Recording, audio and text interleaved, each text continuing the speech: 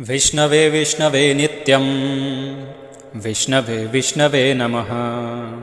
नमामि विष्णुं चित्तस्थम् अहङ्कारगतिं हरिं। चित्तस्थम् ईशमव्यक्तम् अनन्तम् अपराजितं। विष्णुमिड्यं शेषेण अनादिनिधनं विभुम्। विष्णुश्चित्तगतो यन्मे विष्णुर्बुद्धिगतश्च यत्। यच्च अहङ्कारगो विष्णुर्यद्विष्णुर्मयि संस्थितः। करोति कर्म भूतौ सो स्थावरस्य चरस्य च। तत्पापं नाशमायातु तस्मिन्नैव हि चिन्तिते। ध्यायो हरति यत्पापं स्वप्ने दृष्टस्तु भावना। तम् उपेन्द्रम् अहं विष्णुं प्रणतार्ति हरं हरिं। जगत्यस्मिन्निराधारे मज्जमाने तमस्यथ। हस्तावलम्बनं विष्णुं प्रणमामि परात्परम्। सर्वेश्वरेश्वर विभो परमात्मनधोक्षज। हृषीकेश हृषीकेश ऋषिकेश नमोस्तुते। नृसिंहानन्त गोविन्द भूतभावन केशव। दुरुक्तं दुष्कृतं ध्यातं शमयाधं नमोस्तुते। यन्मया चिन्तितं दुष्टं स्वचित्तवशवर्तिना। अकार्यं महद्यत्युग्रं तच्छमं नय केशव। ब्रह्मण्यदेव गोविन्द परमार्थपरायण। जगन्नाथ जगद्ध्यात पापं प्रश्मयाच्युत। यथा पराणे सायाह्ने मध्याह्ने च तथा निशि। कायेन मनसा वाचा कृतं पापं जानता। जानता च हृषीकेश पुण्डरीकाक्ष माधव। नामत्रयोच्चारणतः पापं यातु मम क्षयम्। शरीरं मे हृषीकेश पुण्डरीकाक्ष माधव। पापं प्रशमयाद्यत्वं वाक्कृतं मम माधव। यद्भुञ्जन् यत् स्वपंस्तिष्ठन् गच्छन् जाग्रद्यदा स्थितः। कृतवान् पापं मध्याहं कायेन मनसा गिरा। यत् स्वल्पमपि यत् स्थूलं कुयोनि नरकावहं। तद्यातु प्रशमं सर्वं वासुदेवानुकीर्तनात्। परं ब्रह्म परं ध्याम पवित्रं परमं च यत्। तस्मिन् प्रकीर्तिते विष्णौ यत् पापं तत् प्रणश्यतु। यत् प्राप्य न निवर्तन्ते गन्धस्पर्शादिवर्जितं। सूरयस्तत्पदं विष्णोस्तत्सर्वं शमयत्वयं। पापप्रणाशनं स्तोत्रं य पठेत् शृणुयादपि। शारीरैर्मानसैर्वाग्जैः कृतैः पापैः मुच्यते। सर्वपापग्रहादिभ्यो याति विष्णुः परं पदम्। तस्मात् पापे कृते जप्यं स्तोत्रं सर्वाधमर्दनम्। प्रायश्चित्तम् अघौघानां स्तोत्रं व्रतकृते वरम्। प्रायश्चित्तैः स्तोत्रजपैर्व्रतैर्नश्यति पातकम्। विष्णवे विष्णवे नित्यं विष्णवे विष्णवे नमः। नमामि विष्णुं चित्तस्थम् अहङ्कारगतिं हरिं। चित्तस्थम् ईशमव्यक्तम् अनन्तम् अपराजितं। विष्णुमिड्यं शेषेण अनादिनिधनं विभुम्। विष्णुश्चित्तगतो यन्मे विष्णुर्बुद्धिगतश्च यत्। यच्च अहङ्कारगो विष्णुर्यद्विष्णुर्मयि संस्थितः। करोति कर्म भूतौ सो स्थावरस्य चरस्य च। तत्पापं नाशमायातु तस्मिन्नैव हि चिन्तिते। ध्यायो हरति यत्पापं स्वप्ने दृष्टस्तु भावना तम् उपेन्द्रम् अहं विष्णुं प्रणतार्ति हरं हरिं जगत्यस्मिन् निराधारे मज्जमाने तमस्य हस्तावलम्बनं विष्णुं प्रणमामि परात्परं सर्वेश्वरेश्वर विभो परमात्मनधोक्षज ऋषिकेश ऋषिकेश ऋषिकेश नमोस्तुते नृसिंहानन्त गोविन्द भूतभावन केशव दुरुक्तं दुष्कृतं ध्यातं शमयाधं नमोस्तुते यन्मया चिन्तितं दुष्टं स्वचित्तवशवर्तिना अकार्यं महद्यत्युग्रं तच्छमं नय केशव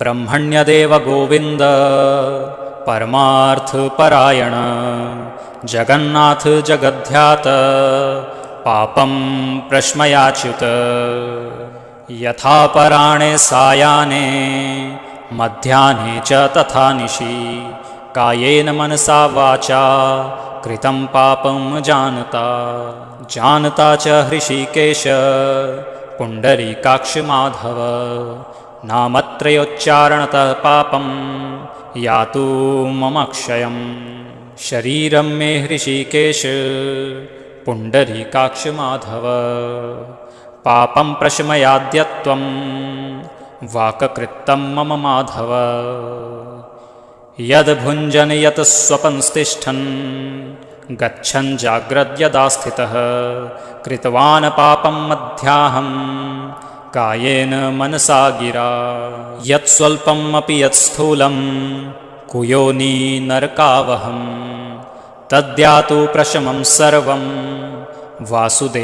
वासुदेवानुकीर्तनात् परं ब्रह्म परं ध्यान पवित्रं परमं च यत् तस्मिन् प्रकीर्तिते विष्णौ यत् पापं तत् प्रणश्यतु यत् प्राप्य न निवर्तन्ते गन्धस्पर्शादिवर्जितं सूरयस्तत्पदं विष्णोस्तत्सर्वं शमयत्वयं पापप्रणाशनं स्तोत्रं य पठेत् शृणुयादपि शारीरैर्मानसैर्वाग्जैः कृतैः पापैः मुच्यते सर्वपापग्रहादिभ्यो याति विष्णुः परं पदं तस्मात् पापे कृते जप्यं स्तोत्रं सर्वाधमर्दनं प्रायश्चित्तम् अघौघानां स्तोत्रं व्रतकृते वरं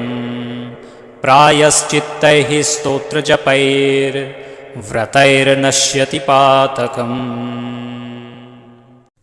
विष्णवे विष्णवे नित्यं विष्णवे विष्णवे नमः नमामि विष्णुं चित्तस्थम् अहङ्कारगतिं हरिं चित्तस्थम् ईशमव्यक्तम् अनन्तम् अपराजितं विष्णुमिड्यं शेषेण अनादिनिधनं विभुं विष्णुश्चित्तगतो यन्मे विष्णुर्बुद्धिगतश्च यच्च अहङ्कारगो विष्णुर्यद्विष्णुर्मयि संस्थितः करोति कर्म भूतौ सो स्थावरस्य चरस्य च तत्पापं नाशमायातु तस्मिन्नैव हि चिन्तिते ध्यायो हरति यत् पापं स्वप्ने दृष्टस्तु भावना तम् उपेन्द्रम् अहं विष्णुं प्रणतार्ति हरं हरिं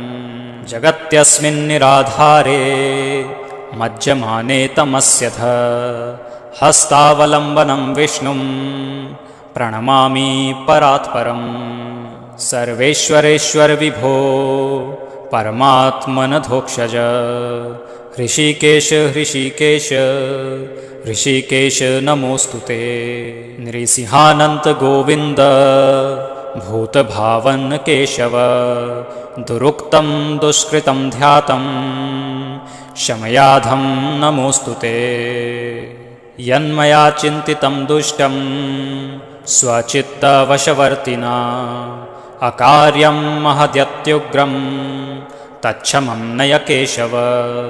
ब्रह्मण्यदेव गोविन्द परमार्थपरायण जगन्नाथ जगद्ध्यात पापं प्रश्मयाच्युत। यथा पराणे सायाने मध्याह्ने च तथा निशि कायेन मनसा वाचा कृतं पापं जानता जानता च हृषीकेश पुण्डरीकाक्ष माधव। नामत्रयोच्चारणतः पापं यातु मम क्षयम्। शरीरं मे हृषीकेश पुण्डरीकाक्ष माधव। पापं प्रशमयाद्यत्वं वाक्कृतं मम माधव। यद् भुञ्जन् यत् स्वपंस्तिष्ठन् गच्छन् जाग्रद्यदा स्थितः कृतवान् पापं मध्याहं कायेन मनसा गिरा। यत् स्वल्पम् अपि यत् स्थूलं कुयोनि नरकावहं तद्यातु प्रशमं सर्वं वासुदेवानुकीर्तनात्।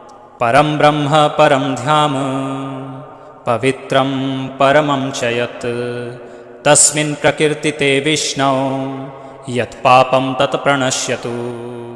यत् प्राप्य न निवर्तन्ते गन्धस्पर्शादिवर्जितं सूरयस्तत्पदं विष्णोस्तत्सर्वं शमयत्वयम्।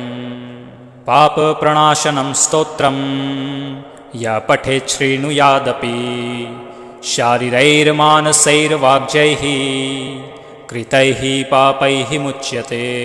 सर्वपापग्रहादिभ्यो याति विष्णुः परं पदम्। तस्मात् पापे कृते जप्यं स्तोत्रं सर्वाधमर्दनम्। प्रायश्चित्तम् अघौघानां स्तोत्रं व्रतकृते वरम्।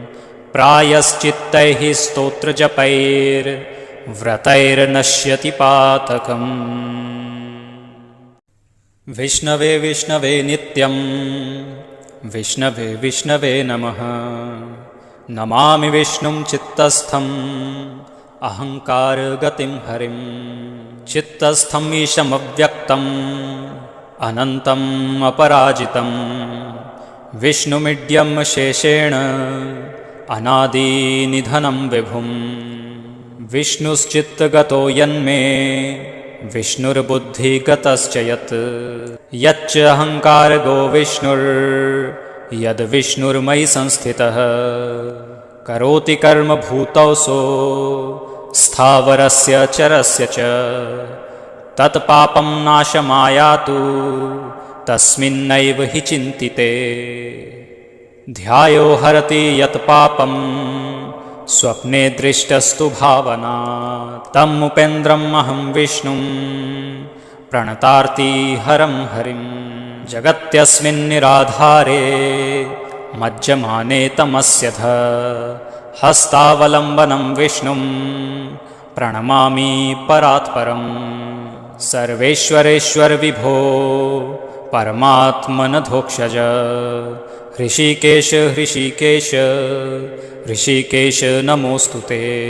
नृसिंहानन्त गोविन्द भूतभावन केशव। दुरुक्तं दुष्कृतं ध्यातं शमयाधं नमोऽस्तुते। यन्मया चिन्तितं दुष्टं स्वचित्तवशवर्तिना अकार्यं महद्यत्युग्रं तच्छमं नय केशव। ब्रह्मण्यदेव गोविन्द परमार्थपरायण जगन्नाथ जगद्ध्यात पापं प्रश्मयाच्युत। यथा पराणे सायाने मध्याह्ने च तथा निशि कायेन मनसा वाचा कृतं पापं जानता जानता च हृषीकेश पुण्डरीकाक्ष माधव। नामत्रयोच्चारणतः पापं यातु मम क्षयम्। शरीरं मे हृषीकेश पुण्डरीकाक्ष माधव। पापं प्रशमयाद्यत्वं वाक्कृतं मम माधव। यद् भुञ्जन् यत् स्वपंस्तिष्ठन् गच्छन् जाग्रद्यदा स्थितः कृतवान् पापं मध्याहं कायेन मनसा गिरा यत् स्वल्पम् अपि यत् स्थूलं कुयोनि नरकावहं तद्यातु प्रशमं सर्वं वासुदेवानुकीर्तनात् परं ब्रह्म परं ध्यान पवित्रं परमं च यत् तस्मिन् प्रकीर्तिते विष्णौ यत् पापं तत् प्रणश्यतु यत् प्राप्य न निवर्तन्ते गन्धस्पर्शादिवर्जितं सूरयस्तत्पदं विष्णोस्तत्सर्वं शमयत्वयम् पापप्रणाशनं स्तोत्रं य पठेत् शृणुयादपि शारीरैर्मानसैर्वाग्जैः कृतैः पापैः मुच्यते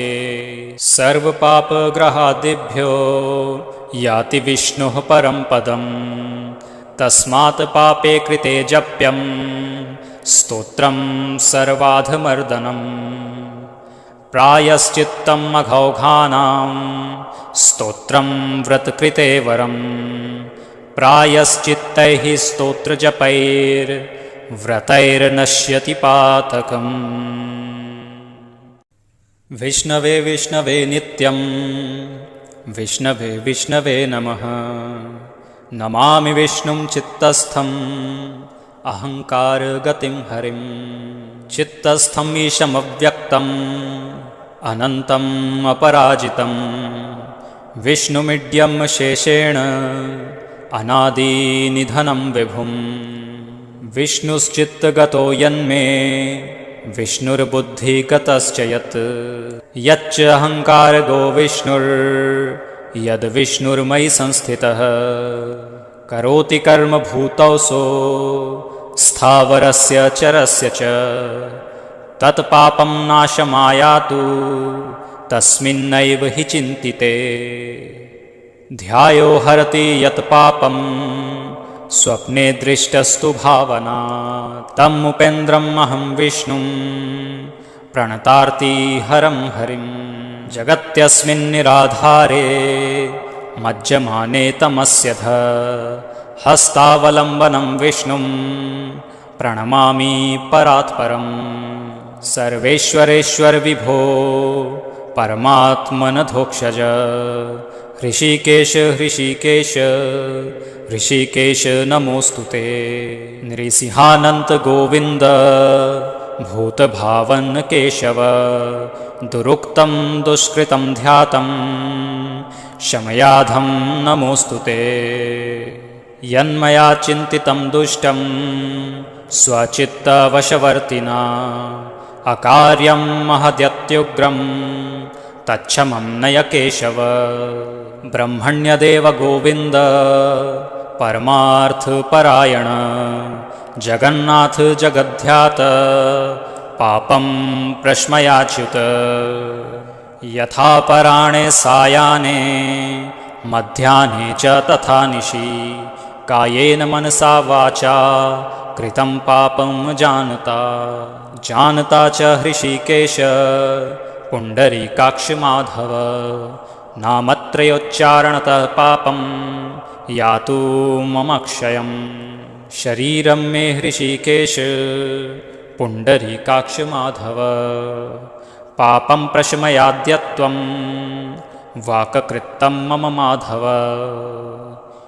यद्भुञ्जन यत् स्वपंस्तिष्ठन् गच्छन् जाग्रद्यदा स्थितः कृतवान् पापं मध्याहं कायेन मनसा गिरा यत् स्वल्पम् अपि यत् स्थूलं कुयोनि नरकावहं तद्यातु प्रशमं सर्वं वासुदेवानुकीर्तनात् परं ब्रह्म परं ध्यान पवित्रं परमं च यत् तस्मिन् प्रकीर्तिते विष्णौ यत् पापं तत् प्रणश्यतु यत् प्राप्य न निवर्तन्ते गन्धस्पर्शादिवर्जितं सूरयस्तत्पदं विष्णोस्तत्सर्वं